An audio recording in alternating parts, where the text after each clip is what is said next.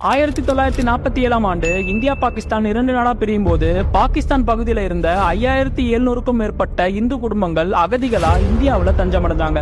ஆனா அவங்கள இந்துவாவும் இந்தியராவும் மதிக்க காங்கிரஸ் முன் வரல. இந்துக்கள் பெரும்பான்மையா வசிக்கிற இந்தியால அதே இந்து மக்களை அகதிகளாக்கிய கொடுமையை காங்கிரஸ் செஞ்சது.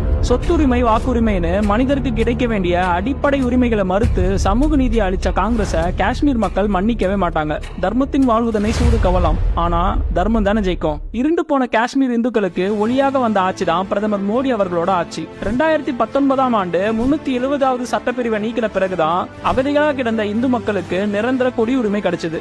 70 வருஷத்துக்கு அப்புறம் முதல் முறையா காஷ்மீர்ல சுதந்திரமா நம்ம நாட்டு கொடி பறந்துச்சு. தீவிரவாத தாக்குதல்கள் பெருமளவு குறைஞ்சது.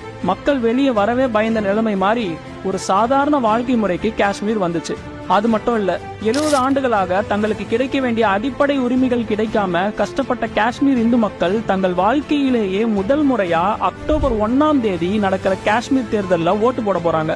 இவ்வளவு செஞ்ச மோடிக்கு பாராட்டு கொடுக்க வேணாம். ஆனா பிரதமர் மோடியால விடுவிக்கப்பட்ட காஷ்மீருக்கு சுதந்திரமா போய் அவரையே அவமதிச்சு பேசுறாரு ராகுல் காந்தி. 2014க்கு முன்னாடி ராகுல் காந்தியால இவ்வளவு தைரியமா காஷ்மீர்ல பொதுக்கூட்டம் நடத்த முடியுமா? உமர் அப்துல்லாவால தார் ஏரியில இவ்வளவு சுதந்திரமா கொடி ஏதி போக முடியுமா? காஷ்மீர் இன்னைக்கு இவ்வளவு நிம்மதியா இருக்குன்னா அதுக்கு காரணம் பாரத பிரதமர் மோடி என்ற ஒற்றை ஆளுமைதான். அதுல எல்லளவு மாற்றம்